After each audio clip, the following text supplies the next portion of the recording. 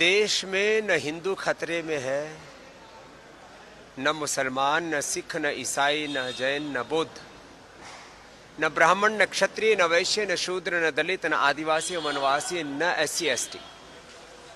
देश में खतरे में है देश का बचपन, देश की जवानी,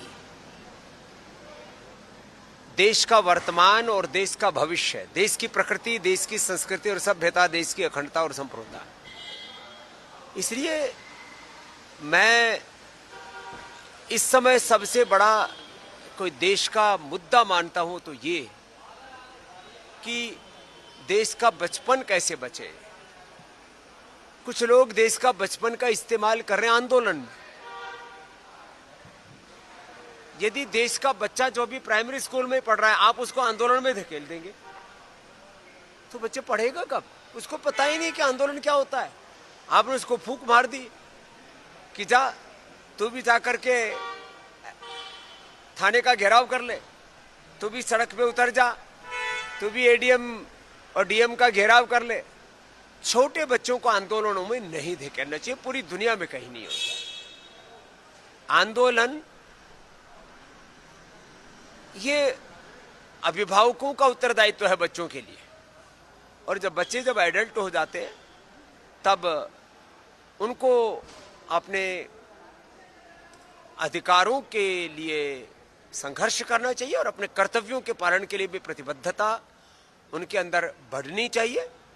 देश में अराजक आंदोलन तो नहीं, हाँ देश में संविधान की लोकतंत्र की रक्षा के लिए संवैधानिक, लोकतांत्रिक, नैतिक, आध्यात्मिक, मानवीय मूल्यों पर आधारित आंदोलन होने चाहिए। मैं इसका समर्थक हूं।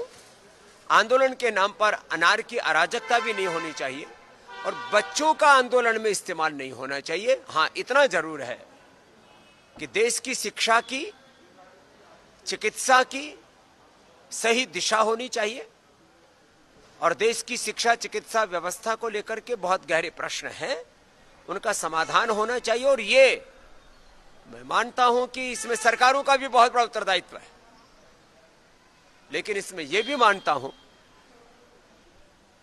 कि ये व्यक्ति केंद्रित व्यवस्था नहीं है। किसी एक पक्ष या प्रतिपक्ष के, किसी एक व्यक्ति के सामर्थ्य की बात नहीं है कि वो पूरे देश की व्यवस्था बदल सके। इसके लिए 3 स्तर पर जागरूकता चाहिए। एक सामाजिक जागरूकता, एक राजनीतिक जागरूकता, तीसरी प्रशासनिक रूप से जागरूकता। जो लोग बड़े उत्तरदायित्वों में हैं उन सबको सामूहिक रूप से समझना होगा कि देश के सामने जितने भी बड़े प्रश्न हैं, बच्चों को लेकर के, युवाओं को लेकर के, नौकरियों को लेकर के, देश के भविष्य को लेकर के, प्रकृति पर्यावरण को लेकर के, सभी दिशाओं से देश को उन्नत बनाने के लिए सभी लोगों को पुरुषार्थ करना पड़ेगा। हाँ, जब देश में ऐसे कुछ बातें दिखती हैं कि जहां लग रहा है कि बहुत अंधेर गर्दी हो रही है, वहां पर फिर लोगों में आक्रोश फूटता है और वही आक्रोश आंदोलन का रूप लेता है।